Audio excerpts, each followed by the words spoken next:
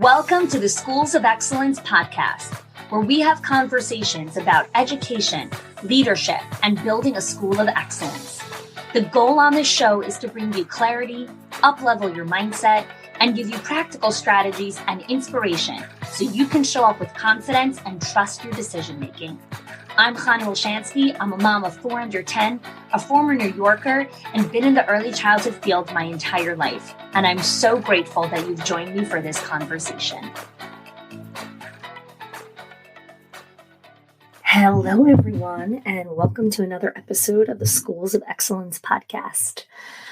We are in the second week of October here at the time of this recording, and many of you are in a little bit of a hiring crisis mode. I know that some of you are really struggling with filling spots in your classrooms and also really struggling with staffing. Kind of feels like this, what comes first, the chicken or the egg? And some of you are actually in classrooms right now because you are so short-staffed. And it's really been a struggle, in the conversations that I've had with the directors, the owners in our inner circle. What they're really struggling with now more than ever is how to up-level staff quickly, just really up-leveling them because you're bringing them in, you're hiring them, faster than you can imagine, and you need to get them up to speed very quickly. So many new teachers, new directors, new assistant directors, and everything and everyone just feels new, and you're feeling like a little bit of a training warrior. Right? Training everyone, training everything, and at the same time, getting everything up to standard. You're also dealing with families who are feeling insecure. They might be feeling uncomfortable with dropping their children off. And depending on where you live in the world, you also might be dealing with a lot of COVID cases and other things that are going on. So that's a lot. It's a lot to handle. And many of you have been managing this already for almost 2 months. And I want you to take a pause and I want you to think about what you're doing, okay? Because I get it. The day's madness, the day's crazy. So today's episode is really about looking at how do we up-level staff quickly to the place where we need them to be so we can continue to grow and develop them. And then we can also get off the training kind of treadmill. So we're always training, coaching, and mentoring and holding people accountable.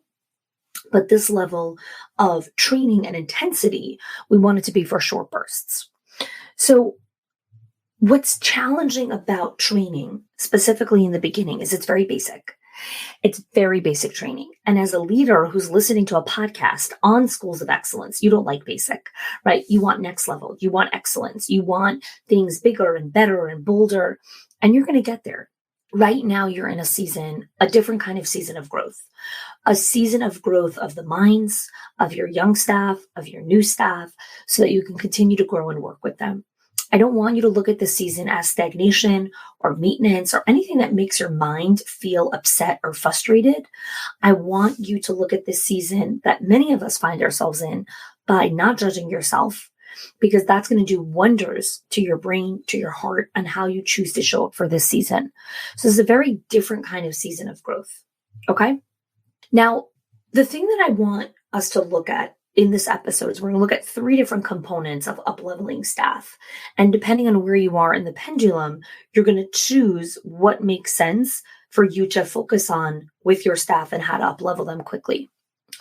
So let's start with just a quick poll of your current staff, okay? If you have a young group of teachers, and what I mean by young is, let's say that majority of your staff are under the age of 26, okay? You're going to need to have one sole focus. One sole focus when your staff are under the age of 26 is parent communication and standards. And here's why. Brain development and science have been talking about this for decades, that until the age of 25, 26, your risk management and long-term planning abilities do not kick in.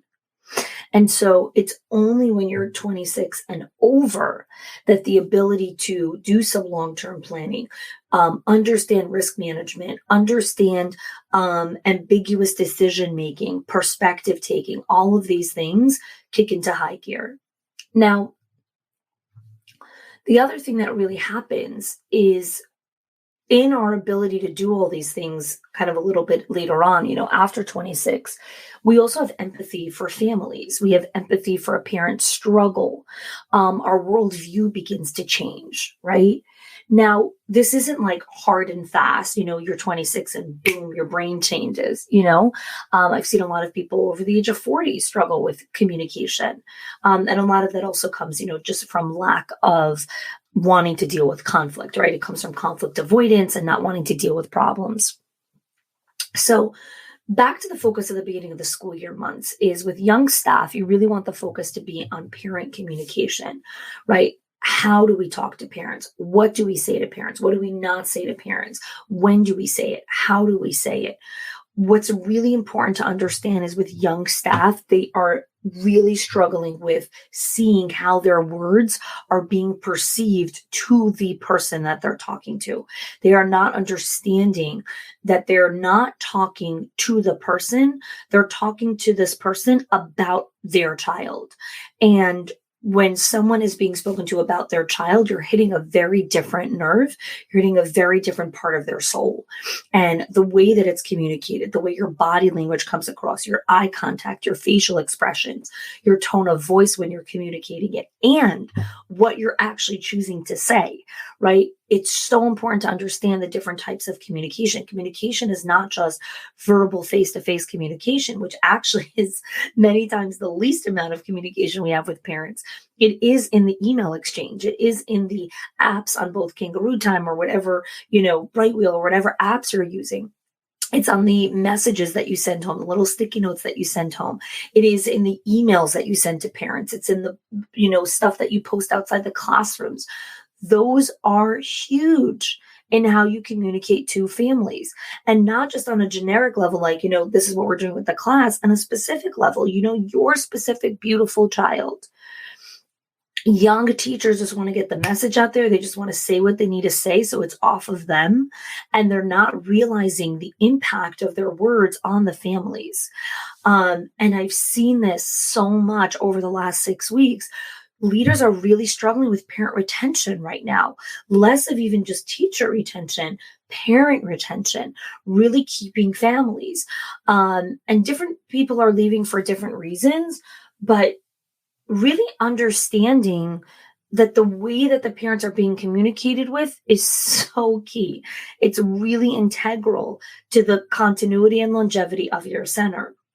And when you're in this season, right, in this, fall season, just Q4 for 2021, but really looking at the year of 2022, because this is the start of the school year for many people. And even for those of you that run on a 12-month cycle, there is a new beginning that happens in the September-October season. We really need our staff to understand the very basic standards of parent communication.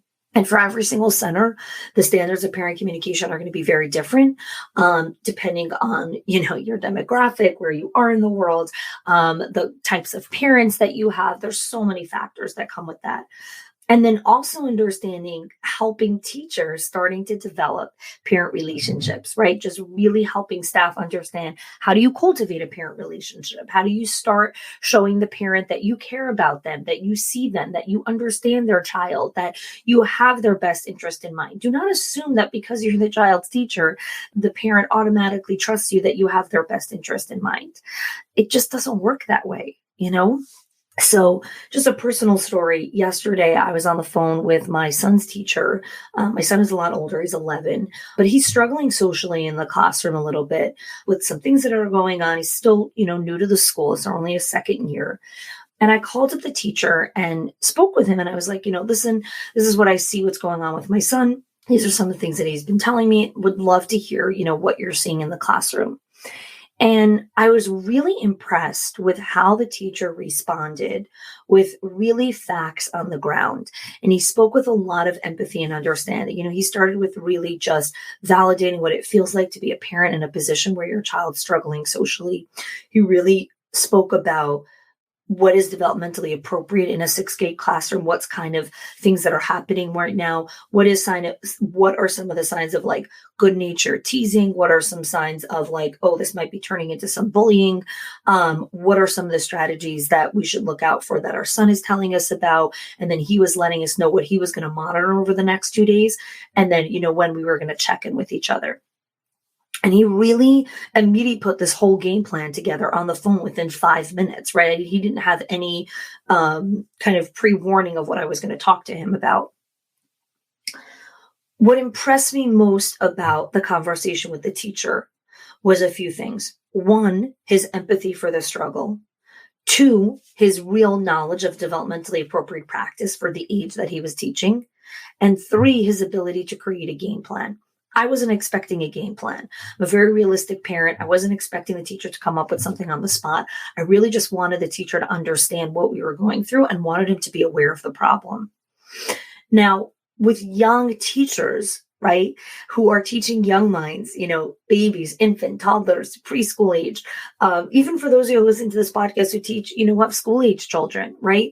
The teacher's ability to be empathetic to the struggle and to understand developmentally appropriate practice is 90% of the way there. I wasn't expecting a game plan on the call, right? I thought he'd come back to me a few days later. I don't expect a teacher to have an answer for me on the spot. I understand that they might have to go and, have a conversation with the principal, talk to some other professionals. Like, I get that. And I totally respect that. What I did want to hear from the teacher is this appropriate? Right? Is my child part of the spectrum of what's happening? I've never had an 11-year-old. I don't know what's developmentally appropriate, right? So parents are coming into preschool. They don't know what's developmentally appropriate. They don't know what's normal. They don't understand what's going on. And they're looking to the teacher as the professional, as the master of, is my child going to be okay?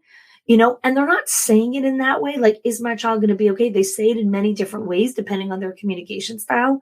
But a teacher needs to have some training and understanding how to empathize for the struggle, right? Empathy for the child who's struggling with separation, empathy for the child who's struggling with potty training, empathy for the child who's struggling with whatever it is. So I got kind of crossovered with developmentally appropriate practice. This is about basic parent communication. We have training on parent relationships, on building parent relationships. You could check that link in the show notes if that is something that you want to do with your staff on parent communication and building those relationships with families. So let's go to the second one, which also happens a lot with younger staff as well, but is across the spectrum of staff, is developmentally appropriate practice and working with children. Something that I've seen a lot of teachers get trapped in again and again and again with young staff is what is actually appropriate in the classroom, right? Many times younger staff don't necessarily realize that biting is actually very normal in a 15-month-old class, right? Well, we don't want it and we deal with it and we work with it. It's not earth-shattering that a 15-month-old will bite something or a child, right? It is not earth-shattering for a 2.5-year-old to have a potty accident or a 3-year-old to have a potty accident. It is not earth-shattering for a 4-year-old to be testing potty language or cursing or things like that. These things are not revolutionary. This is part of developmentally appropriate practice, right? This is how kids develop boundaries. And then they're looking to the grownups in their life, also known as their teachers, to understand, is this okay? Is this not okay? And so what happens a lot is staff use so much energy on trivial things and trying to control everything that's going on when so much of it is very, very normal. You're a school leader who wants tools, resources, and just plain strategies of how to really lead your school and build a school of excellence.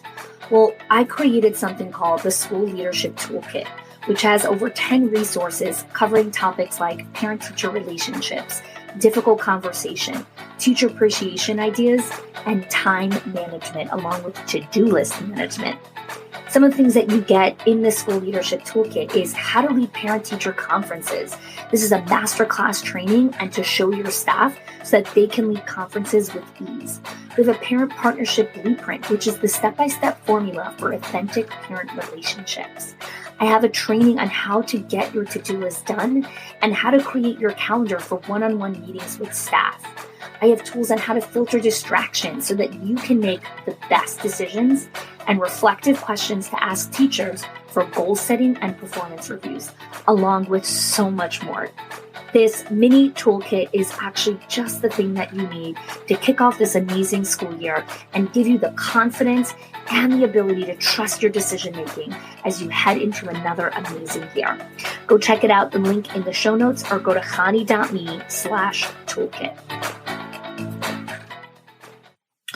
Calm and well-run classrooms where children are treated with respect, where there's a calm leader who is in command, not in control, in command, is a brilliant class, right?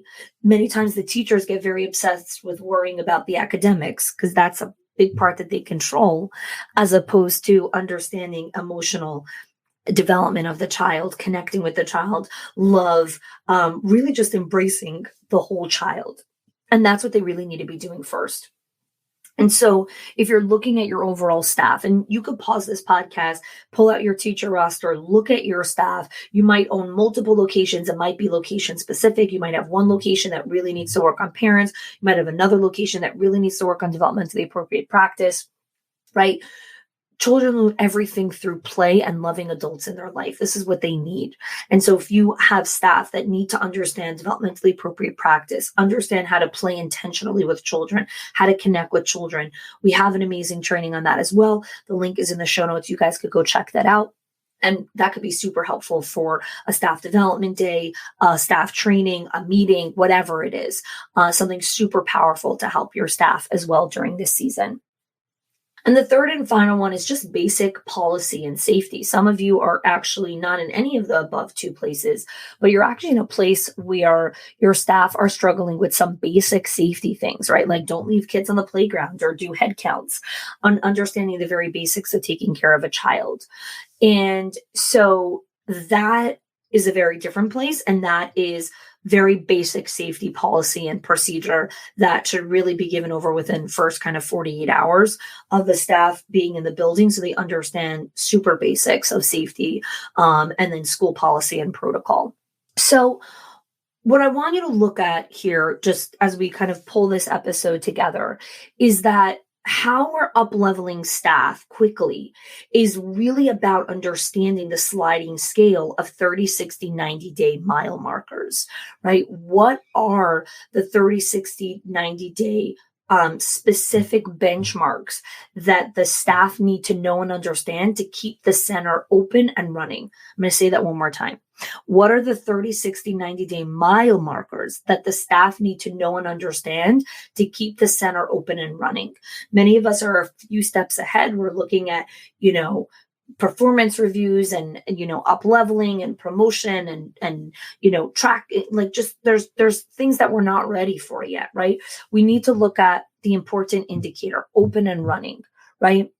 This isn't about open and running and being the best school in town with a 5-star rating and all this kind of stuff. We're in a different season. We're in the season of basics, right? And so I want you to take some time and flesh out and say, okay, in the first 30 days, with this particular teacher in this center, where the majority of the center is struggling with this teacher is 22 years old. She's fresh out of college. She has, maybe 1 year of experience. She's going to be an assistant teacher in the 3-year-old classroom. What is the 30-day goal for this particular teacher? What do I need her to know at 30 days? What do I need her to be practicing? What are the skills she needs to be actually displaying in the classroom with the children, with the families, with her colleagues, to keep that center open and running? And then what does she need to know by 60 days, right? And then what does she need to know by 90 days? Training, coaching, and mentoring never ends, right? I have a whole episode on training, coaching, mentoring, accountability, all of those things, right? Consulting. This is really about the mile markers and up-leveling staff quickly to get the center up and running and moving and keeping it open, up and running and moving, right? Because there's only so many things that you could do. There's only so many things that you can hold upon yourself. And what happens is that when you are trying to manage the center, you're trying to come into the classroom, you're trying to manage the specific director, and you're also trying to see, oh, 1 second, this teacher doesn't know how to do that, you burn yourself out very, very, very quickly. And you as the director, you as the owner, you can't take your precious energy on these things and burn yourself to the ground. That doesn't keep the center open and running, right? These small shifts need to alleviate your brain space to ensure that you could be well on your way to an amazing school year. So taking the time to break down the 30, 60, 90 day, to understand what is the specific trainings that teachers need. And remember, you don't need to be the person that's actually doing the training. You can leverage pre-made trainings, right? Those are in the show notes over here. You can use ours. You can use any, it's not about using ours specifically.